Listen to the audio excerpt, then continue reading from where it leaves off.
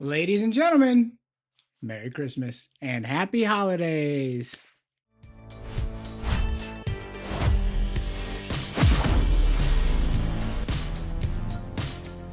So this is kind of a special video, and I figured with the holidays here, and this kind of being the Christmas episode, we're going to drop this the day after Christmas.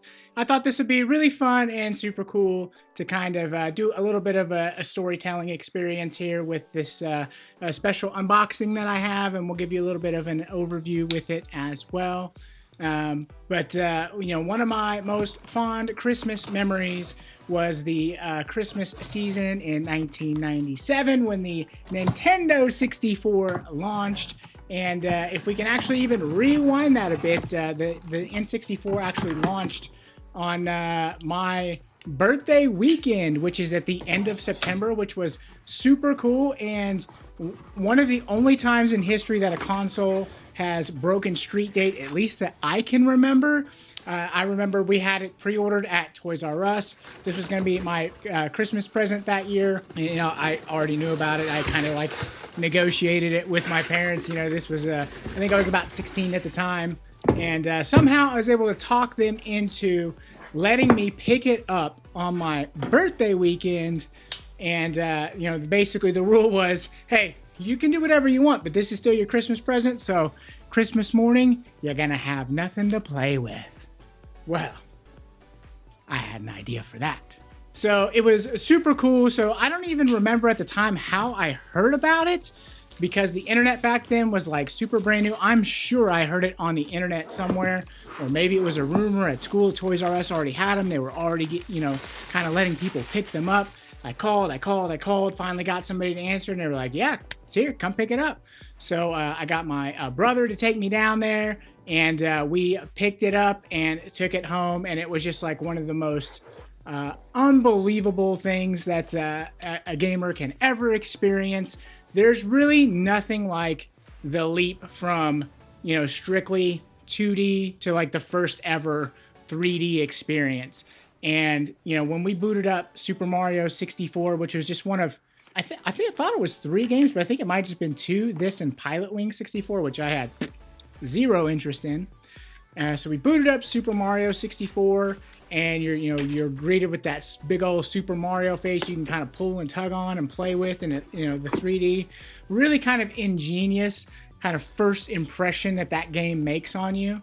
But then, when you enter into the world and you've got that big old castle there, and, you can, run around with Mario, and you can do like different flips and tricks. And I was just obsessed with like climbing up the trees and then like doing like a handstand and then like flipping off of it. So it was just really kind of like a magical, just bewildering, like just totally blown away type experience. So N64 really has some big time special memories for me. But fast forwarding it to Christmas, what I did was, so make sure I still had something to be excited about for Christmas Day, was I was also getting Shadows of the Empire, which I was totally stoked for. And so I actually ended up opening that up and playing that on Christmas morning. And what an absolute joy that was. I had a phenomenal time with that game. It's a little bit hard to play now. You go back, it's a little rough. But hey, back then, man, I was just in love. The N64, really a wonderful console. I had just so much fun with it. It's going to be really fun today to take a look at the Analogue 3D and all it has to offer. Okay, so now that I got this sucker hooked up, let's take a look at some off-screen footage, and I'll kind of talk over that so you guys can kind of have that first experience with me. Okay, so real quick, these are the basic settings that you can have on the Analogue 3D. This is just kind of what I rolled with here for the video. So if you have one of these at home, or if you've watched some other videos and some good settings to turn this on to, go ahead and drop those in the comments below. But let's jump into GoldenEye. Oh my God.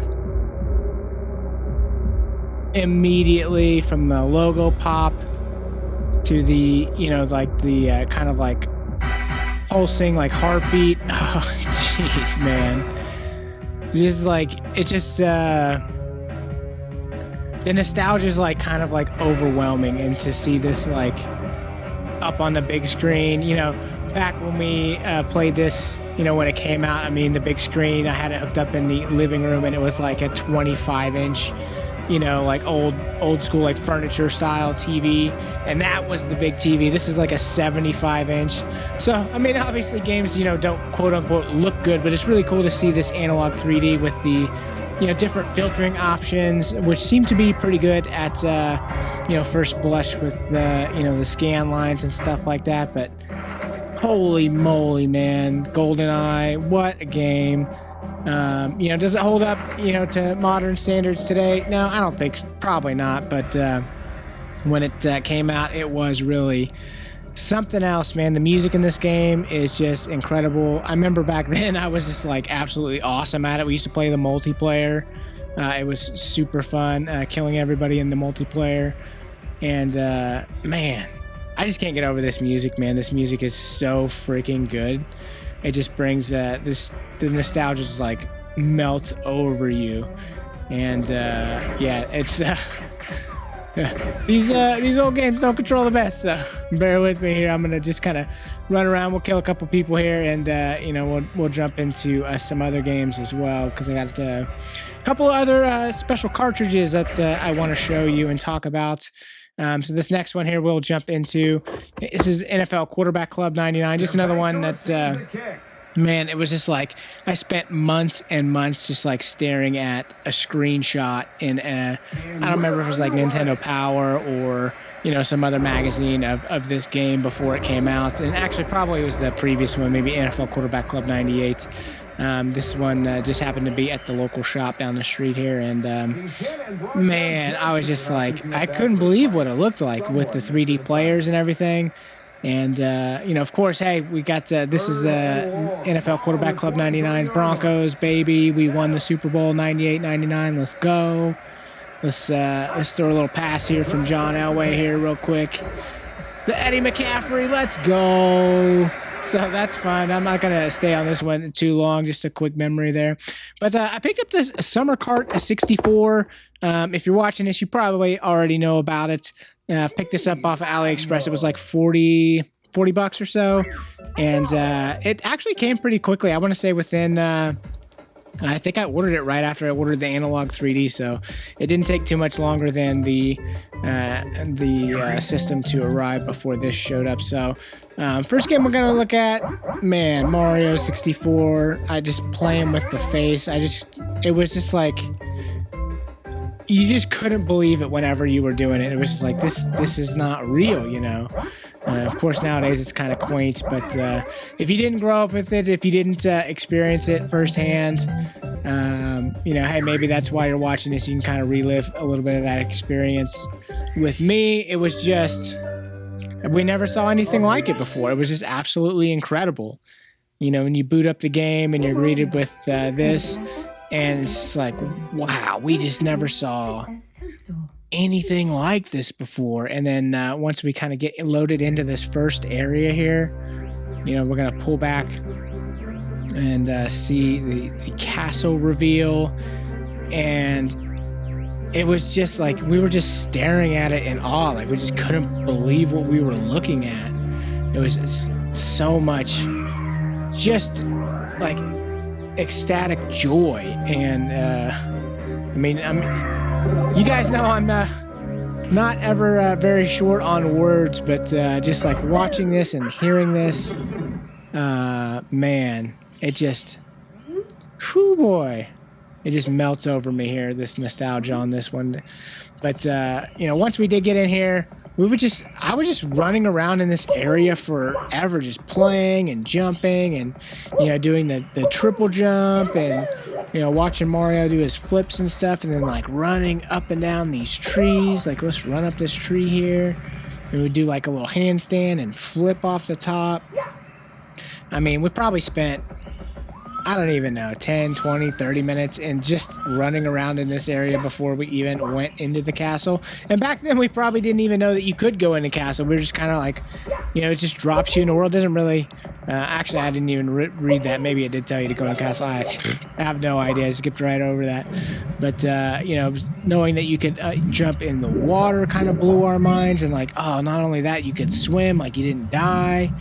I mean, it was just like, of course, you know, previous Mario games, there was swimming. So, yeah, it makes sense that you would be able to swim in a Mario game. But really just absolutely special game. I think this one does hold up a lot more. I think Nintendo worked super hard on the camera in this game to kind of keep the player, you know, the Mario character, like where he needs to be most of the time. Of course, you can kind of move the camera a little bit with the camera buttons. You know, this was before, you know, dual sticks. This was kind of the first ever game that we had, or system that we had a joystick at all. And of course, Nintendo 64 just famously has the one joystick with, and then has the C buttons, which was kind of the idea of controlling the camera before, you know, we moved on to dual sticks, which obviously is much better, and we all love that. Yeah, running into the castle here, you know, you just kind of were running around, and then like once you realized that you could jump into the paintings, it was like, oh my gosh, dude, we just jumped into this painting, and now we're gonna like run around the world of this painting. Just super cool. Really great music. Gameplay is super fun.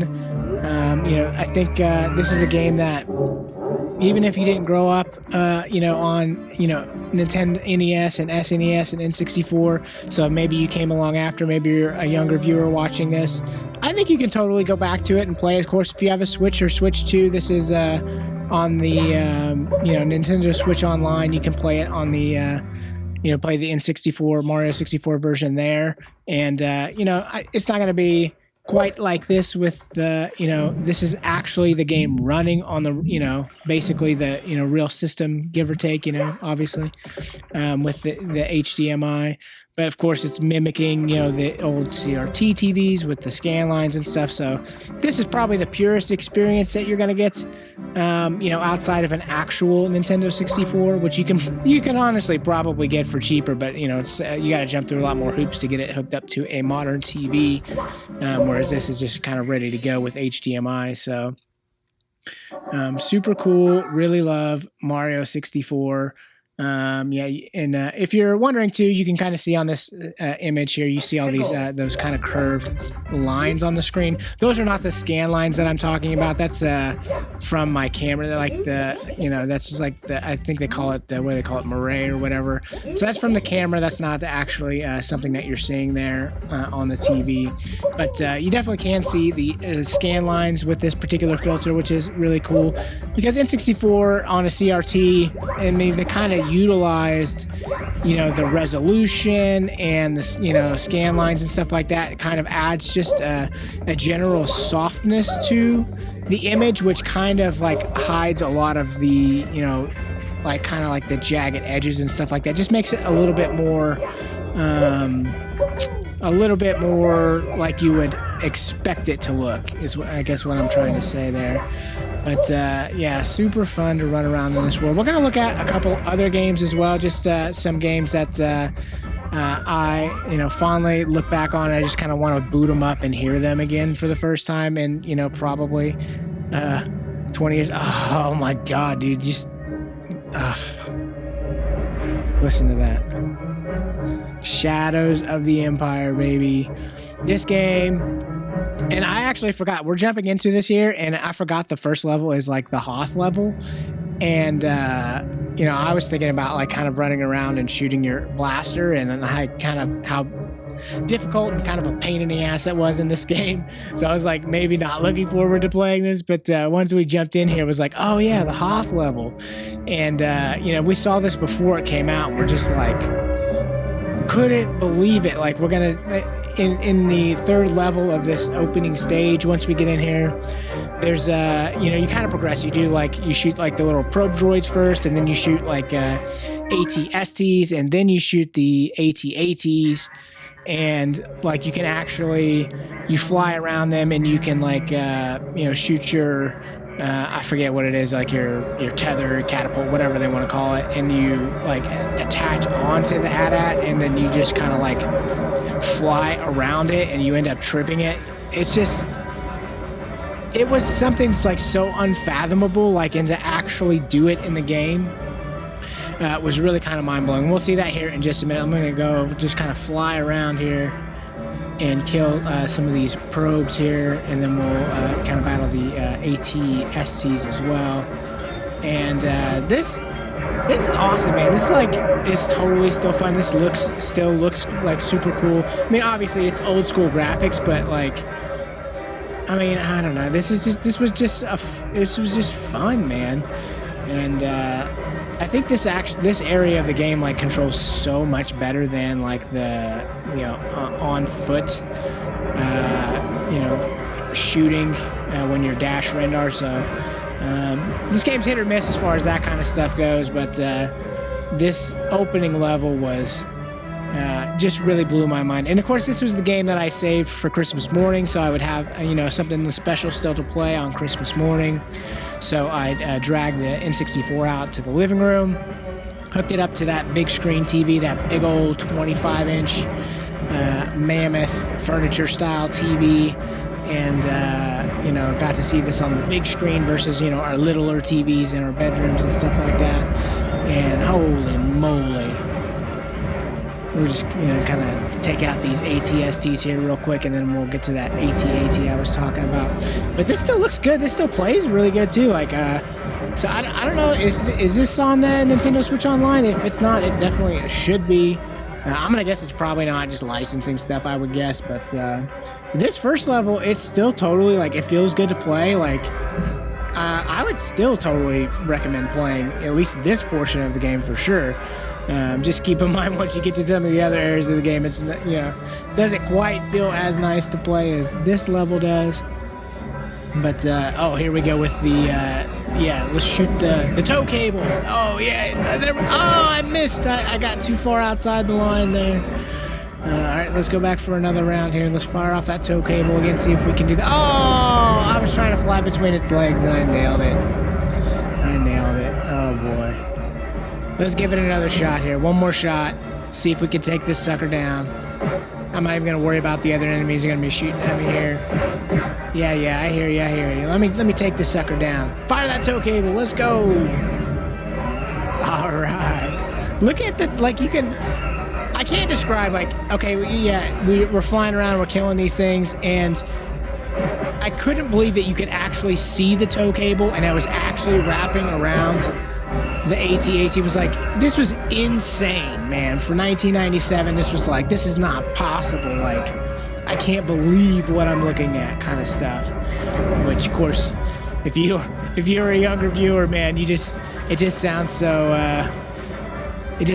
like impossible that this stuff was like groundbreaking and like, taking our breath away. Like, we just couldn't kind of believe it, but it's true. It's totally true. So this is the Summer Card 64 menu. So I dumped out of the game here, and you can see it just has a full list of all the games.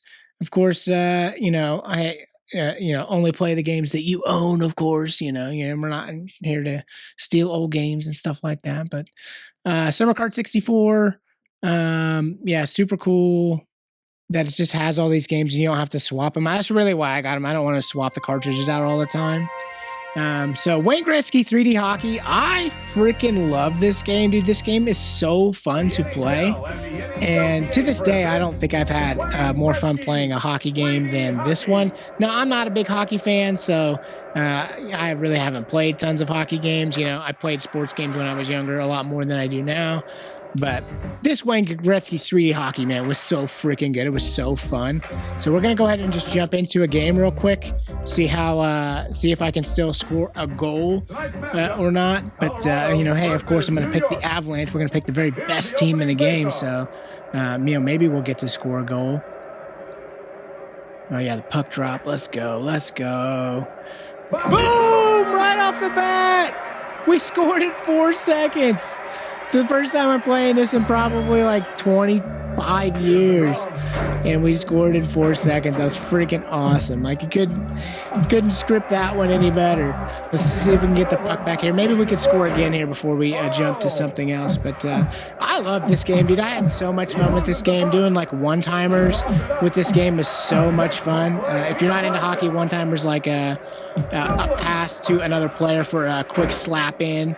We'll see if maybe we can do one here in just a second. Boom, there. Yeah, that's a one-timer right there, baby. And, hockey fans are like, shut up, you idiot.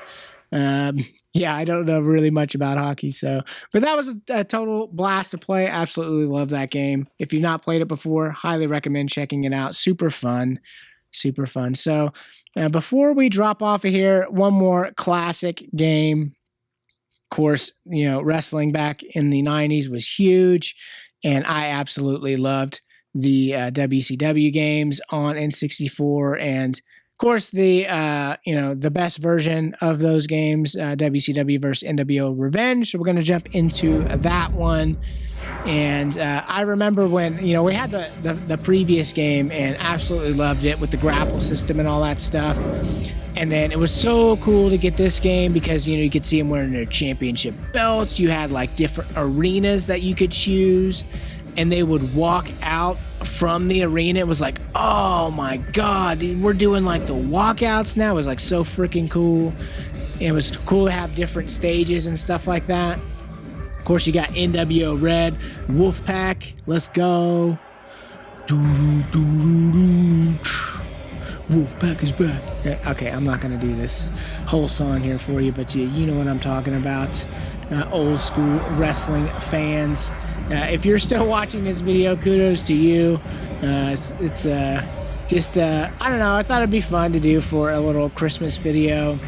Just kind of revisit how special the N64 release year was for me and Christmas, and just a kind of funny little story about, how they released it early and stuff like that. And, but yeah, this is just bringing back so many great memories. I can't wait to actually go ahead and play some games on this thing, like maybe play through Mario 64 again, or maybe kind of explore the catalog and check out some games that maybe I didn't play when I was younger, because this thing is pretty awesome. I also did order the matching 8-bit DO controller that is in that same fire clear translucent color, so I can't wait till that gets here, because that's really what I'm kind of waiting for. I've got an actual tethered N64 controller that I'm using now, which is not quite long enough for the way I want to lean back here on the couch and play, so I'm looking forward to getting that wireless one in, and then maybe playing some N64 games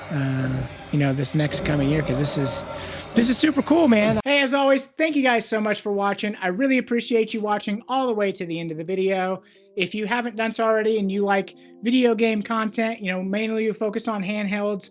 I'm a traditional console gamer that's kind of fallen in love with these handheld devices. So if you like that kind of content, please check out the channel. If the videos that I make are appealing to you, if you would subscribe, that would be super helpful. We're really trying to get to 1,000 by the end of the year. It would be really wonderful if you could help us do that. But if you liked it, hey, drop a like and leave me a comment down below. If you are somebody who is interested in this, maybe getting into N64 for the first time, please drop that comment down below. I would love to hear about it. Or if you have like a special Christmas memory related to the N64, or growing up getting an N64, anything like that, I would absolutely love to hear those stories. Please drop those in the comment section below. I would love to interact with you guys and share some of those fun stories with each other. And with that, we'll see you in the next one.